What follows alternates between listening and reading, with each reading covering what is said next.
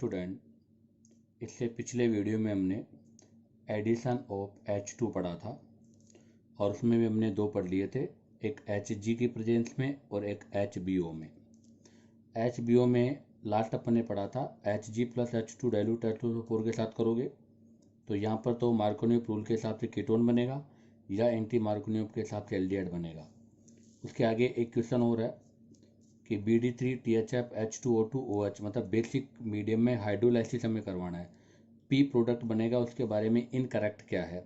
तो स्टीरियोइसोमर्स बनेंगे, प्रोडक्ट ये बनेगा, साइक्लिक ट्रांजिशन फॉर्मेट होगी या स्टीरियो स्पेसिफिक चेन एडिशन होगा। ये क्वेश्चन आपको खुद को करना है। उसके बाद नेक्स्ट आगे बात आती है, एक और एग्जांपल लिया है इस पर BA3THF। हमने कहा था कि BA3THF के जब रिएक्शन कराते हैं तो ट्राई एल्किनल बोरेन बनेगा।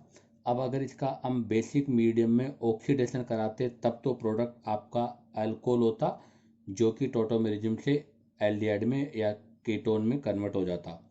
लेकिन अगर हम एसिडिक मीडियम में हाइड्रोलाइसिस कराते हैं तो प्रोडक्ट आपका सिस एल्किन होता है, तो यहाँ पर बनने वाला प्रोडक्ट सिस एल्किन होगा। इससे आगे हम नेक्स्ट वीडियो में इससे आगे हम अब बात करते हैं।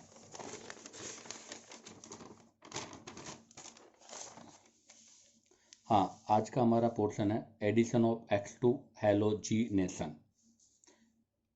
इसकी वही X2 के साथ डार्क कंडीशन में हम रिएक्शन कराते हैं जहाँ पर X बराबर क्लोरीन और ब्रोमीन हम यूज करते हैं और आपका जो प्रोडक्ट बनता है वो टेट्रा हेलाइड होता है। हम डार्क कंडीशन न लें तो डार्क कंडीशन के स्थान पर हम यहाँ पर मेटल हेलाइड ले सकते हैं और हमें पता है कि मेटल हेलाइड में भी वो मेटल हेलाइड जो लुइस एसिड की तरह बिहेव करते हैं। हाँ, मैकेनिज्म देखिएगा इसका। ट्रिपल बॉन्ड है, ये पाई बॉन्ड में शिफ्ट होगा तो इस पर नेगेटिव, इस पर पॉजिटिव हो जाएगा। ये अपना नेगेटिव हेलोजन को दे देगा क्योंकि X2 को जब हम डिसोशिएट करते हैं तो एक इलेक्ट्रोफाइल एक न्यूक्लियोफाइल होता है। अगर ये बॉन्ड में शिफ्ट होगा तो ये पार्शियली नेगेटिव पार्शियली पॉजिटिव, ये न्यूक्लियोफाइल ये इलेक्ट्रोफाइल, ये इसको अपना लोन पेयर देगा। और किसकी प्रेजेंस में, या तो लुइस एसिड की प्रेजेंस में या डार्क के अंदर, तो आपके पास एक कार्बोकेटाइन का फॉर्मेशन होगा।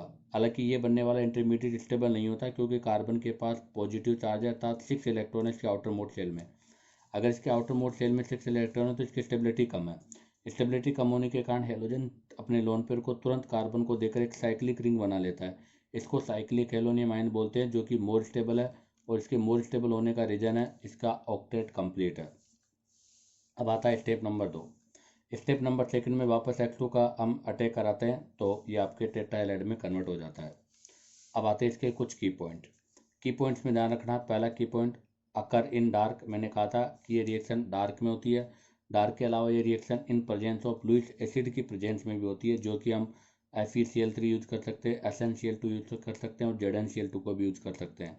यहाँ पर कोई भी इंटरमीडिएट कार्बोकेटाइन नहीं बनता इसलिए रीअरेंजमेंट नहीं होगा। रेट ऑफ रिएक्शन जो है वो डायरेक्टली प्रोपोर्शनल होगी स्टेबिलिटी ऑफ कार्बोकेटाइन पर। हमें ध्यान रखना स्टेबल केटाइन फॉर्मेशन करना है और स्टेबल केटाइन पर ही न्यूक्लियोफाइल का अटैक कराना है। तीसरा, एडिशन यहाँ पर एंटी होगा क्योंकि साइक्लिक रिंग का फॉर्मेशन हो रहा है। रेजियो केमिस्ट्री की बात करें तो भी मार्कोनियो रूल अप्लाई होगा। चौथी बात, नेक्स्ट बात है कि टेस्ट फॉर अनसेचुरेशन। हमने एल्कीन में भी कहा था कि Br2 के साथ जो रिएक्शन होती है वो टेस्ट फॉर अनसेचुरेशन है, तो ये भी एक टेस्ट फॉर अनसेचुरेशन है। जब हम अनसेचुरेटेड बॉन्ड ट्रिपल बॉन्ड पर Br2 का रिएक्शन कराते हैं तो Br2 रेडिश ब्राउन होता है। पहले वो डाई में चेंज होगा, उसके बाद में एक और मोल करा देंगे तो टेट्रा में चेंज हो जाएगा। ये रेडिश ब्राउन कलर आपका कलरलेस हो जाएगा। यही टेस्ट फॉर अनसेचुरेशन को एक्सप्लेन करता है।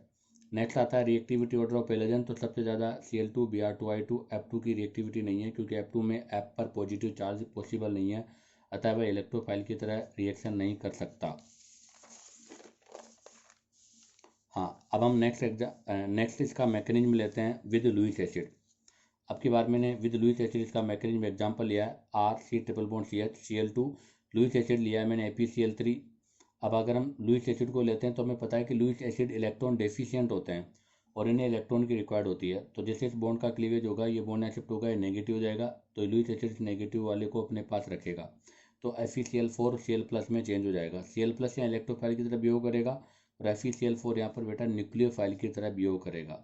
अब नेक्स्ट रिएक्शन स्टार्ट होती है तो सबसे पहले अटैक होगा इलेक्ट्रोफाइल, तो Cl अटैक करेगा इस वाले कार्बन पर। अकॉर्डिंग टू मार्कोनियोव इस पर पॉजिटिव चार्ज स्टेबल होगा। ये पॉजिटिव चार्ज बन गया लेकिन ये स्टेबल नहीं है क्योंकि इसके आउटर मोड शेल में 6 इलेक्ट्रॉन है, इसलिए ये अपना लोन पे देकर साइक्लिक फॉर्म बना लेगा। ये स्टेबल हो जाएगा क्योंकि यहाँ पर ऑक्टेट कंप्लीट है।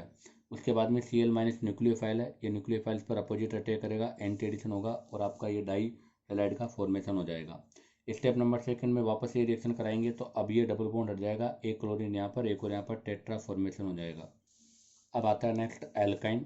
अगर मैं एल्काइन की रिएक्शन Cl2 डार्क के साथ कराता हूँ तो हमें पता है इसके 2 मोल्स यूज होंगे और 2 मोल से आपका प्रोडक्ट पे chlorine chlorine chlorine chlorine 4 chlorine हो जाएंगे।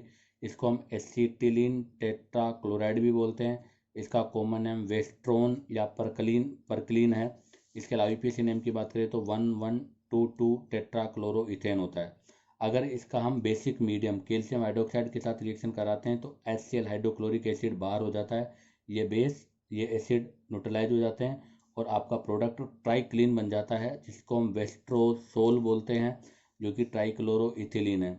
आपका जो परक्लीन और ट्राइक्लीन दोनों ही आपके ड्राइक्लीन और जो परक्लीन है इन दोनों ट्राइक्लीन और जो आपका परक्लीन है इन दोनों का प्रयोग हम ड्राइक्लीन क्लॉथ इंडस्ट्रीज में करते हैं, अर्थात कपड़ों के अंदर ड्राई क्लीन्स के रूप में इनको यूज किया जाता है।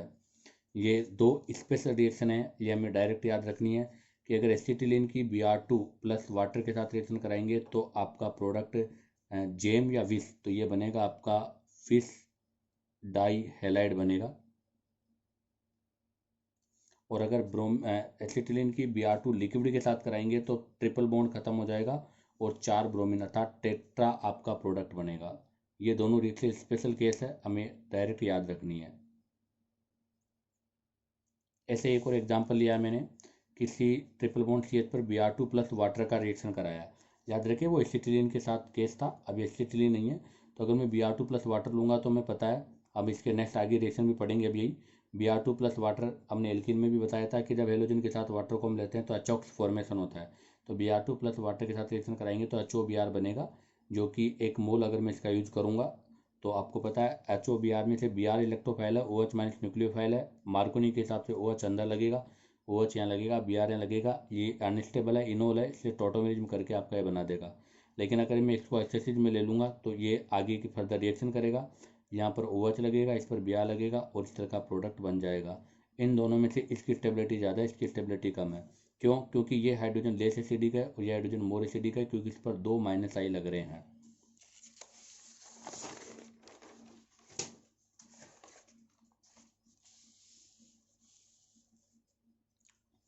हाँ, अब हम एल्काइन के अंदर EAR का ये लास्ट पोर्शन पढ़ने जा रहे हैं, number 6 addition of HOX hypohalous acid.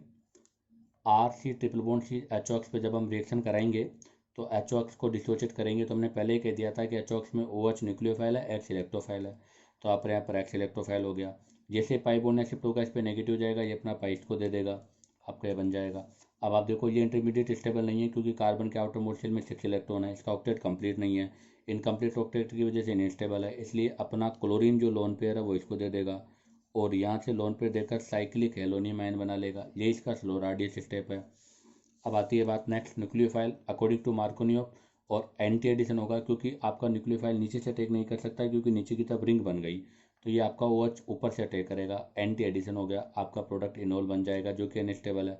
ये यहाँ से टोटोमेरिज्म करके ये प्रोडक्ट बना सकता है, लेकिन ऐसा बना हुआ प्रोडक्ट आपका माइनर होगा। उसका रीज़न है कि इसके पास जो लेस एसिडिक हाइड्रोजन, ये जो हाइड्रोजन है वो लेस एसिडिक है, अतः अगर हम सेकेंड मोल यूज करेंगे तो वापस आपका ये बॉन्ड खत्म होगा, ये बॉन्ड आपका रिप्लेस होगा। अब देखो एक बार पॉजिटिव चार्ज यहाँ भी हो सकता है, यहाँ भी हो सकता है, ये भी रेजोनेंस स्टेप, ये भी रेजोनेंस स्टेप, लेकिन यहाँ पर जो पॉजिटिव चार्ज होगा वो मोर स्टेबल होगा। उसका रीजन क्या देखेगा, जब हम वापस रिएक्शन कराएंगे तो यहाँ पॉजिटिव लगेगा, positive charge stable by resonance, क्योंकि यहाँ से इसको डायरेक्ट रेजोनेंस मिल रहा है, अर्थात यहाँ पर रेजोनेंस हो रहा है। तो मैं ये भी बोल सकता हूँ कि हेलोजन की कंपेयर में OH का प्लस M इफेक्ट ज़्यादा होता है, अर्थात प्लस M की अगर मैं बात करूँ तो plus M OH is greater than X होता है, तो इसकी इलेक्ट्रॉन डोनर टेंडेंसी ज़्यादा है बजाय X, इसलिए ये कैटाइन ज़्यादा स्टेबल होगा, इसलिए पॉजिटिव इस पे लगेगा और X इस पे लगेगा।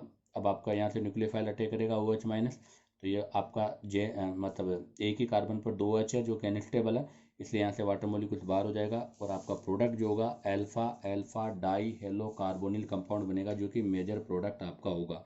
तो याद रखना यही आपका मेजर प्रोडक्ट है, इससे ऊपर वाला मेजर प्रोडक्ट नहीं है, क्योंकि इसके अंदर ये जो हाइड्रोजन है वो मोर एसिडिक हो गया, क्योंकि इसको 2X का तो माइनस आई मिल रहा है और इधर से जो आपका है, तो जैसे ही H यहाँ से हटेगा नेगेटिव चार्ज आएगा, इस नेगेटिव चार्ज को दोनों माइनस आई मिल रहे हैं और साथ में रेजोनेंस भी मिल रहा है, इसलिए इसकी स्टेबिलिटी ज़्यादा है, उसकी स्टेबिलिटी कम है।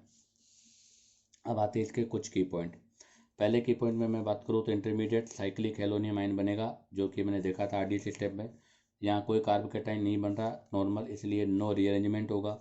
दूसरी बात, रेट ऑफ रिएक्शन हमेशा स्टेबिलिटी ऑफ कैटायन पे डिपेंड करेगी। अगर आपके पास डिफरेंट कैटायन है तो इस स्थिति में हमें कैटायन की स्टेबिलिटी चेक करनी है। न्यूक्लियोफाइल उसी पर अटैक करेगा जो मोर स्टेबल कैटायन होगा। एडिशन एंटी होगा, क्योंकि नीचे से साइक्लिक रिंग बन जाएगी, साइक्लिक रिंग के कारण आपका न्यूक्लियोफाइल उस तरफ से अटैक नहीं करेगा। तीसरा, रीजियो केमिस्ट्री की बात करूँ तो मार्कोनियोव रूल का अप्लाई होगा, अर्थात हम ऐसे कह सकते हैं कि मोर क्राउडिंग ट्रिपल बॉन्डेड कार्बन, अर्थात ट्रिपल बॉन्डेड कार्बन का जो मोर क्राउडेड कार्बन है वो आपके कार्बोनिल ग्रुप में कन्वर्ट हो जाएगा। अर्थात जो ट्रिपल बॉन्डेड कार्बन है जिस पर हाइड्रोजन की संख्या कम है वही कार्बन आपका कार्बोनिल ग्रुप में कन्वर्ट होगा। नेक्स्ट इसमें एग्जाम्पल की बात करते हैं। मैंने एसिटिलीन लिया है, एसिटिलीन पर HOCl की रिएक्शन कराया, तो यहाँ से पाई बॉन्ड शिफ्ट होगा तो एक पे Cl एक पे OH लग जाएगा। फिर दूसरे मोल को यूज करेंगे तो इसी पर पॉजिटिव लगेगा जो कि रेजोनेंस स्टेबलाइज है, तो इस पे OH इस पे Cl लगेगा। ये दो OH की वजह से अनस्टेबल है, इसलिए यहाँ से वाटर मॉलिक्यूल बाहर हो जाएगा और एल्डिहाइड फॉर्मेशन हो जाएगा। अब हम लेते हैं आपके टर्मिनल एल्काइन में एसिटिलीन, प्रोपाइन पे अगर कराएंगे तो आपको पता है इस पे पॉजिटिव इस पे नेगेटिव, तो OH इस पे लगेगा Cl इस पे लगेगा। फिर दूसरा मोल यूज करेंगे तो वापस OH इस पे लगेगा Cl इस पे लगेगा। हीट करेंगे वाटर मॉलिक्यूल बाहर हो जाएगा, आपका कीटोन फॉर्मेशन हो जाएगा। एक और रिएक्शन करते हैं हम, CH3CC triple bond CH HOCl के साथ कराना है मुझे। HOCl के साथ कराऊंगा तो देखो यहाँ से OH न्यूक्लियोफाइल है Cl, तो याद रखना Cl प्लस इलेक्ट्रोफाइल है, यहाँ पर OH न्यूक्लियोफाइल है। जैसे यहाँ से रिएक्शन करोगे आप तो आपके पास Cl प्लस और इसमें OH में से OH अंदर वाले कार्बन पे लगेगा, Cl बाहर वाले कार्बन पे लगेगा, प्रोडक्ट बन जाएगा। मैंने सेकंड मोल यूज किया HOBr, अगर मैं सेकंड मोल HOBr यूज करूँगा तो आप देखिएगा यहाँ पर अब Br प्लस तो इलेक्ट्रोफाइल है, OH माइनस न्यूक्लियोफाइल है, और आपका कैटायन इसी वाले कार्बन पे लगेगा जो OH के साथ वाया रेजोनेंस स्टेबलाइज हो जाएगा। तो इसका मतलब यहाँ से OH वापस इसी पे लगेगा तो इस पर OH हो जाएगा, इस पर BrCl हो जाएगा। अनस्टेबल होने की वजह से यहाँ से वाटर मॉलिक्यूल्स बाहर हो जाएगा और आपका कंपाउंड बन जाएगा। इसी के साथ बच्चों आपके EAR इन एल्किन और एल्काइन कंप्लीट होता है। मैं उम्मीद करता हूँ कि आप लोगों को शायद ये टॉपिक समझ में आया होगा। फिर भी अगर आपको कोई डाउट है तो मेरे कमेंट्स पर आप करें और हमें बताएं और आपका रिस्पॉन्स बताएं, और अगर आपको पसंद आए तो आप चैनल को सब्सक्राइब करें।